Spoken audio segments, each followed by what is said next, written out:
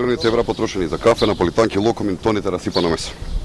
СДСМ треба да одговори дали ова се пари од олигарците на Црвенковски, кои за себе си ги земаа фабриките, а народот сега го залажуваат со 100 грама кафе и едни наполитанки. Денеска СДСМ повторно излажа, тие велат дека нема да пренесуваат во живо, а пред само 2 дена на нивната партиска К1 телевизија сите видеа дека токму тоа и го направи. Ние разбираме нивната загриженост поради слабиот одзив кој што го добиваат и на нивните средби со граѓаните и на социјалните мрежи. На овој начин се обидуваат да ги промовираат активностите, но треба да бидат искрени да кажат дека СДСМ денес зборува за активности кои ВМРО ДПМН веќе одамна ги спроведува.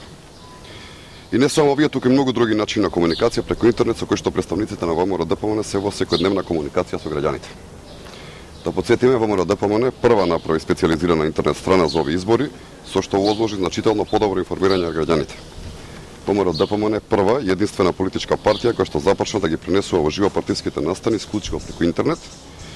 И ВМРО ДПМН прва возможи граѓаните преку посебна страна да може да комуницираат со представниците на ВМРО ДПМН.